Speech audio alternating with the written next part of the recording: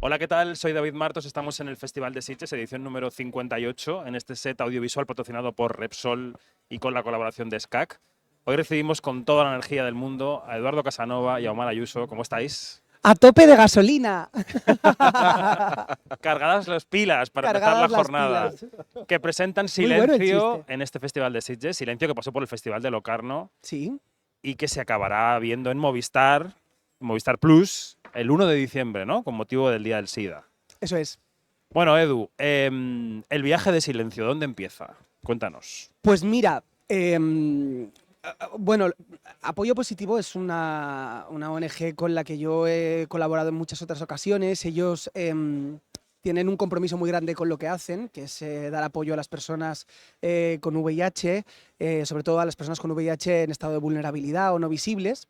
Y siempre y creo que son una ONG muy inteligente, porque han entendido que concienciar a la gente desde una ONG es complicado, porque aunque estés muy a favor de la causa, porque todas estamos muy a favor de la causa, al público, a la audiencia, lo que dice una ONG, por muy a favor que estés, siempre le suena como panfletario aburrido. Es una ONG muy inteligente que lo que lleva haciendo mucho tiempo es apostar por la cultura. Y siempre, bueno, siempre han hecho pues cortos, intentan estar en el audiovisual, en la cultura, ¿no? Entonces, a mí me propusieron dirigir un corto, pero Se te quedó corto. se me quedó corto y entonces busqué más productores, me metí yo como productor, contamos con la ayuda de Movistar y lo hemos convertido en una serie pues, pues mucho más grande a lo que suelen hacer para contar por lo que lucha la ONG y a la vez también contar pues lo que me interesa a mí, que es bastante común,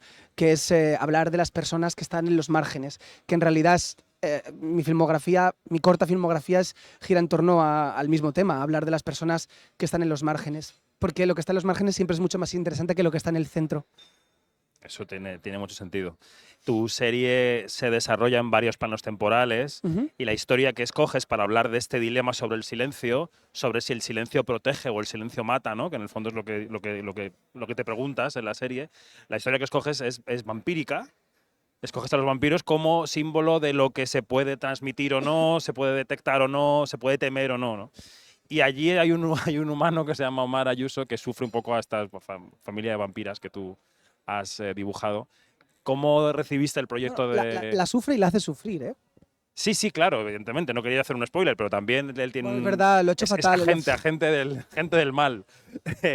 ¿Cómo recibiste el proyecto y qué te pareció y cómo fue el proceso? Pues Edu me llamó y me dijo que tenía un proyecto, que si me apetecía leerlo, yo le dije que sí directamente, porque yo soy muy fan de la corta, como dice él, trayectoria de Edu, que no es corta, porque yo ya era fan de Edu en la universidad y uno de mis sueños era trabajar con Edu, la verdad. Y entonces le dije que sí sin haberlo leído. Luego ya lo leí, me chifló la historia y me apetecía mucho. Y esto que tú ya apuntabas, de que mi personaje, que es el único humano, no vampiro de la serie, que a priori es, y hombre, que a priori se supone que es lo que no está en los márgenes, lo que está en el centro, en esta historia es precisamente lo que representa a lo más cercano al mal, por así decir. Bueno, y representa sobre todo pues a la sociedad, ¿no? La serie está narrada en tres etapas. En el siglo XIV, cuando la peste bubónica arrasó el mundo. Está narrada también en el pico álgido de la pandemia del SIDA en España, que es en el 86, y en la actualidad. Y a mí hay una cosa que me parecía muy interesante. Es curioso porque cuando yo me puse a escribirlo, ¿no? Que siempre tenía claro que quería hacer algo sobre vampiros, ¿no? Pero en mi imaginario no existía el vampiro hombre. Sin quererlo, yo escribía vampiras mujeres. El único hombre que aparece es él y aparece además en el siglo XIV, que es un poco la idea que a veces me viene a la cabeza sobre el hombre, ¿no? Y es curioso porque lo que viene a contar, a ver cómo lo cuento sin hacer spoilers, es que el personaje de Omar en el siglo XIV funciona muy parecido a cómo podría funcionar no un hombre, sino la sociedad en general en la actualidad. Y luego, aparte de la trama de la película, Para mí es un sueño. Omar dice que me admira mucho desde que él estaba en la universidad, pero yo que siempre me he sentido niño viejo, que tenemos más o menos la misma edad. No, bueno, yo soy más mayor que tú. ¿Tú qué edad tienes, mi amor? 27. Él tiene 27, yo tengo 34. Eso no es la misma generación, 41. ¿no? Podemos seguir con el shaming hasta el final. No, pero bueno, yo incluso con 27 ya me sentía niño viejo. Pero es que Y- yo soy también, yo soy una viejita. Eres niña vieja Aquí también. hay un club Y, amplio. y la verdad es que me hace muchísima ilusión porque yo a veces me pregunto para qué público hablo, ¿sabes? ¿Para qué público escribo? Sí. ¿Para qué público dirijo? Y de repente darme cuenta de que parte de ese público son personas como Omar, que es talentosísimo, que tiene unos intereses cinematográficos increíbles, que ha tenido la capacidad y el talento suficiente para girar su carrera hacia donde él quiere y hacia donde él decide, que sea una representación de las personas a las que le gusta mi trabajo, me hace confiar en mi trabajo y me hace amar muchísimo más a Omar, ya no solo como actor que le adoro, sino como persona. Es un halago que a personas como a Omar le guste mi trabajo. Lo digo de corazón, ¿eh? No, yo nunca miento. ¿Y cómo fue la realidad de querer trabajar con alguien y cómo fue en el set? ¿Cómo dirige Eduardo Casanova? Tengo que decir que él hizo el casting para La Piedad. Esto no está feo decirlo. No, está bien. A ver, es que Edu y yo nos conocimos cuando yo tenía 8 años y fui un día al rodaje de Aída porque mi tía es Marisol Ayuso. Claro, es que es la Bim Bam Boom, su abuela. Claro, Su madre tía, mía. perdona. Que Edu entró por todo lo grande, como es Edu, más jovencito, y ahí nos conocimos. Pero luego nos reconocimos, ¿lo cuento? Cuéntalo, sí, sí. En la sala de espera de la psicóloga. De la psicóloga, que durante un tiempo compartimos la misma psicóloga sin saberlo. Sí. Entonces ahí ya yo dije, bueno, pues es que cariño, el universo te está hablando. Si Esa no lo persona vinculada a un secreto profesional tiene que tener pesadillas. Tiene totalmente. No sabemos nada cada una de los traumas de No, cada no, una, porque ¿eh? seguro que es una profesional. Es como una la súper Pompi. profesional. Y entonces yo luego hice el casting de La Piedad. Yo le supliqué hacer el casting de La Piedad y lo hice. Pero ¿Y no te cogió? no me cogió, pero es que yo no era la persona para hacer el personaje de La Piedad, era Manel Junel. Pero mi sueño, también lo digo claro y lo digo de verdad, porque yo nunca miento. Ese es mi problema, que como soy testiga de Jehová no puedo mentir. Mi sueño realmente es volver a trabajar con todas las personas con las que he trabajado en silencio. Me muero de ganas por volver a trabajar con Omar, porque aparte de ser un gran actor, es que me entiendo perfectamente. Ya no solo con Omar, sino con muchas de las personas nuevas con las que he trabajado por primera vez, que son Omar y Lucía, con las demás personas había Sí. trabajado. Y yo, vamos, o sea, suplico que tener trabajo para volver a trabajar con ellos y con ellas. Volviendo un poco atrás, porque antes decías que querías hablar de las personas que estaban en los márgenes, que te parecían mucho más interesantes que las que están en el centro. Artísticamente, tú mismo te has situado en el margen. Has dicho, bueno, pues lo que yo hago es un poco raro, o a lo mejor no es lo mainstream. ¿Qué significa que esta serie en particular haya estado en Locarno, vaya a verse en Movistar Plus, estás en Sitges? ¿Qué significa para ti la validación como director que da todo esto? La validación como director y la validación como persona es una cosa que yo trabajo seriamente con mi terapeuta. Yo busco la validación y es un coñazo, la verdad. Sí. Y yo mismo, si hago un ejercicio de abstracción, anoche lo hablaba con Omar en mi habitación del hotel, y te juro que no miento, cuando me hablo tan mal. A ver, que tampoco me hablo tan mal, no voy aquí de victimista, pero sí es verdad que yo muchas veces no soy consciente de la realidad, porque desde mi primera película, incluso desde mis primeros cortos, Pieles, La Piedad, están en plataformas como Netflix, Pieles en concreto en todo el mundo, han estado en La Berlinale, en Carlo Vivari, ahora Silencio se estrena en Movistar, que es una plataforma a la que yo respeto y admiro muchísimo.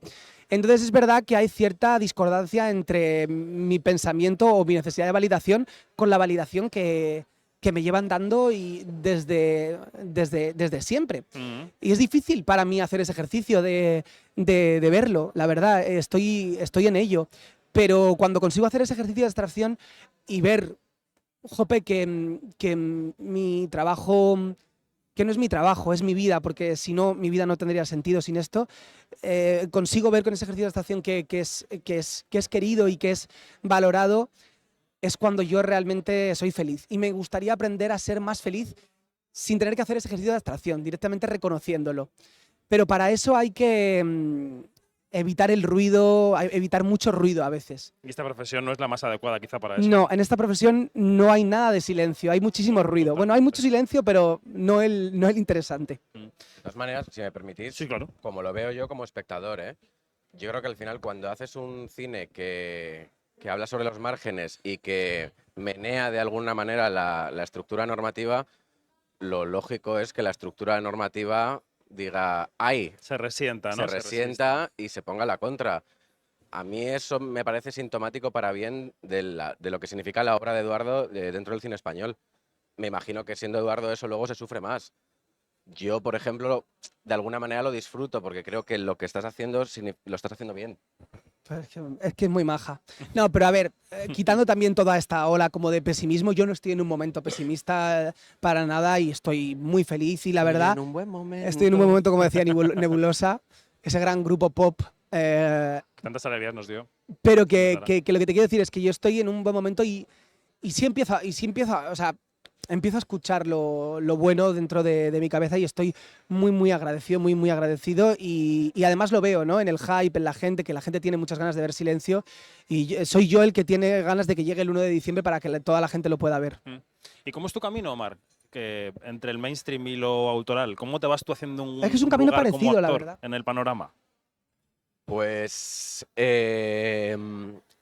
creo que al final uno atrae un poco hacia lo que mira. Y bueno, On The Go llegó, Eduardo llegó, han llegado a través de la amistad un poco y de la admiración mutua, en el caso con Eduardo, en el caso con Julia de Castro. No han llegado a través de la amistad, perdona que te ¿No? interrumpa. Han llegado a través de la amistad. Puede que sí, que me caiga súper bien. Pero de verdad que no es por aquí por comernos las pollas. Han llegado a través de la admiración y del talento, Mar. Y eso es importante decirlo, porque puede que yo ahora sea tu amigo, pero no lo era antes, y puede que seas amigo de Julia, que no lo sé, pero han llegado a través de su talento.